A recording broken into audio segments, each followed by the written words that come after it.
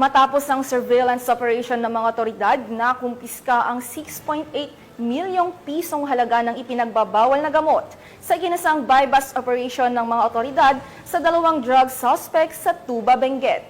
Patrolwoman Lizelle Digman sa report.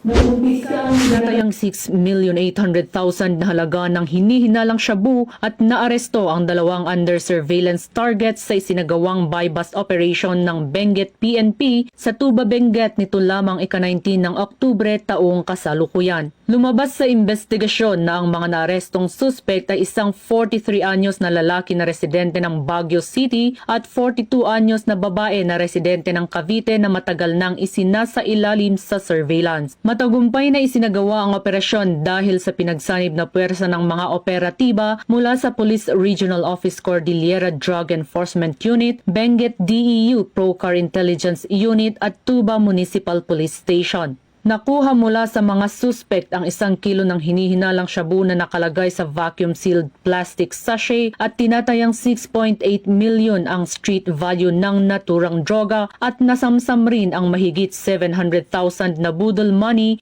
at ang bagong electric SUV ng mga suspect. Patuloy na iniimbestigahan ngayon ang mga suspect at mahaharap sa kasong paglabag sa RA 9165 o Comprehensive Dangerous Drugs Act of 2002. Ang matagumpay na operasyon ay patunay sa dedikasyon at determinasyon ng Benguet PNP na labanan ang mga operasyon ng iligal na droga sa kanilang nasasakupan upang mapanatili ang kaayusan at kapayapaan tungo sa bagong Pilipinas. Mula dito sa rehiyon ng Cordillera, ako ang inyong PNN correspondent, Patrolwoman Digman, alagad ng batas, tagataguyod ng Balitang Pulis.